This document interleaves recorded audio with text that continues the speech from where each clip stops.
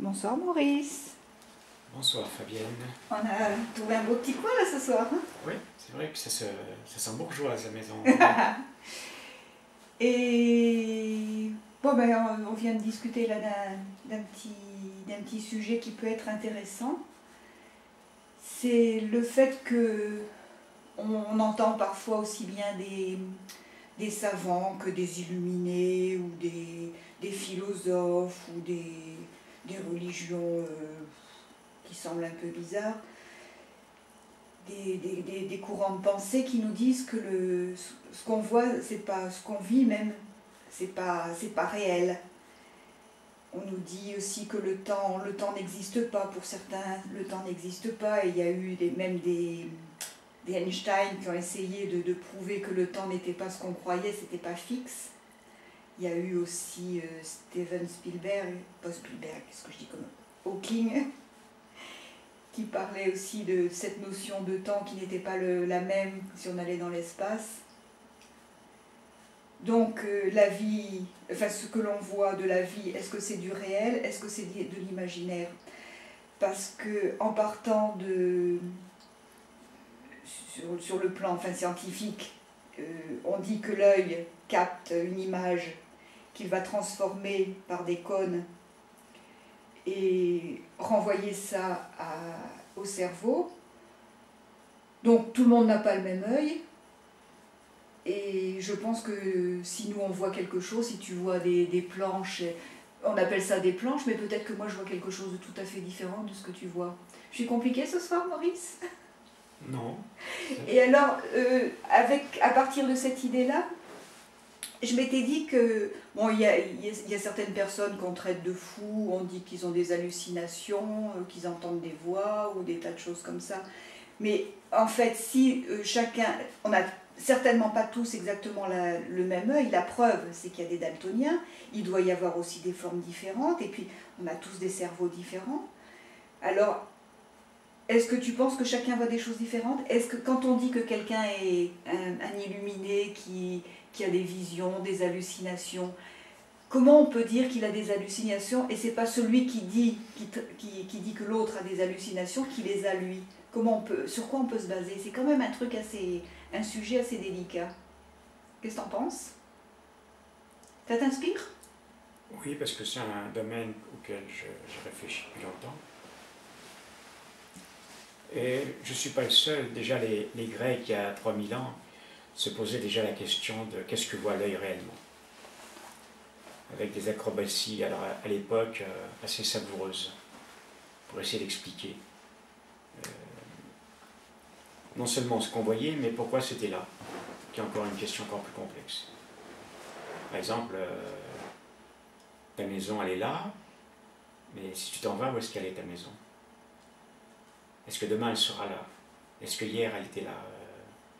Philosophiquement, ça ouvre des univers, mais qu'on ne peut pas imaginer. Ça me fait penser, si je peux te couper, si je peux me permettre, comme les enfants qui imaginent que, et ça c'est un truc courant, qui imaginent que la nuit leurs jouets vont sortir de leur boîte et s'amuser, c'est à peu près la même chose en fait. Excuse-moi. Alors il faut essayer d'imaginer que la science décrit un monde qui n'est pas courant pour le commun des mortels.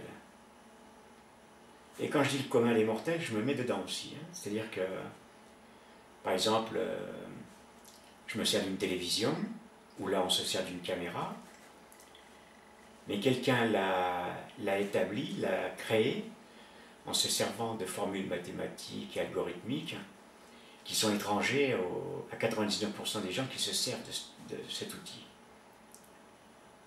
Ceci pour dire que nous nous servons d'une réalité qui est la réalité du plus grand dénominateur commun. C'est-à-dire que, bon, on pourrait dire qu'on voit les champs verts, parce que la majorité des gens le voient en vert. Oui, mais le vert c'est quoi? Peut-être que ce que toi tu vois vert, moi je le vois autrement, et je l'appelle vert aussi, mais je le vois autrement. C'est vrai, mais néanmoins,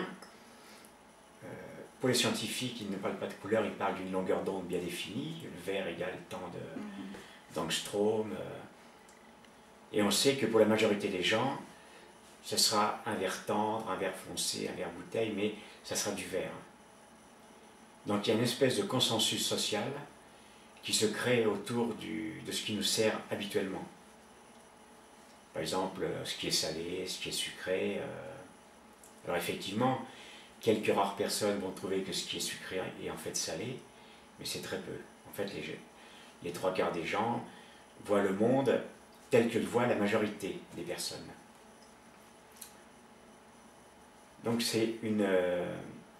on pourrait dire que c'est une réalité sociale, et pas tellement une réalité, une réalité scientifique ou en exagérant, une réalité divine, c'est-à-dire une réalité qui serait celle de tout le monde. Il n'y a pas de réalité de tout le monde. Il y a les réalités dans lesquelles on se plaît. Par exemple, les animaux ne vivent pas dans le même monde réel que nous. Le chat ne vit pas dans le même monde sonore, le chien non plus. Donc en fait, nous vivons dans des mondes adaptés à ce qui nous sert de moyen de contrôle. Étant donné que par exemple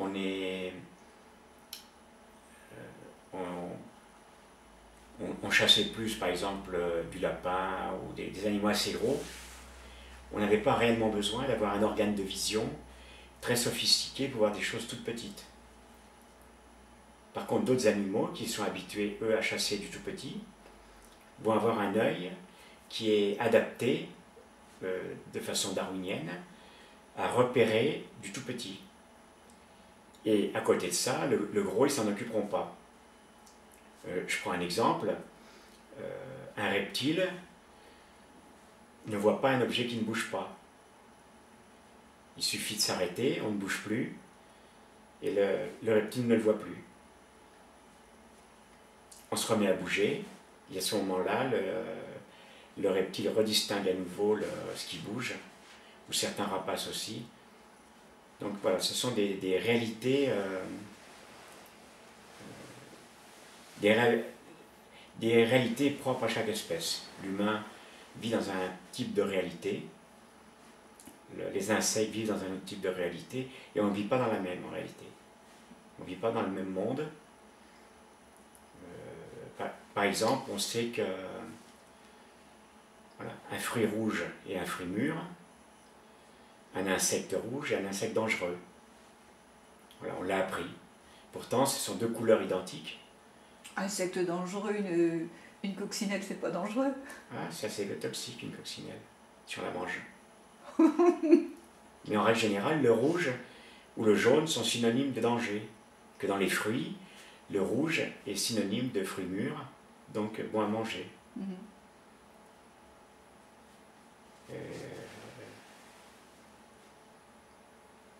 Par contre, un fruit qui est vert ou qui est bleu, par expérience, on sait que souvent il n'est pas bon. Et on n'y touche pas. Mais bleu, il y a quoi comme fruit bleu en dehors des mûrs? Il y a très peu. La myrtille, un peu. La prune, c'est bon ça? Oui. C'est délicieux. Oui, mais parce qu'on sait. Mais sinon, si c'est un bleu moisi, par exemple, on sait que c'est pas bon. Ou si la viande est bleue, on sait qu'elle n'est pas bonne. Ah oui. Donc, comme les mouches bleues, on a appris, pas bonnes, voilà, on a appris à vivre dans une réalité adaptée, mais qui n'est pas la réalité de... Ce n'est pas un monde réel, c'est une réalité adaptée. Voilà, peut-être qu'il faudra un jour reprendre pour développer un peu plus. Oui, je pense que ça serait intéressant. On est obligé de couper parce que si on veut mettre sur Oui. YouTube, ça va être trop long. Mais on va reprendre. On reprendra.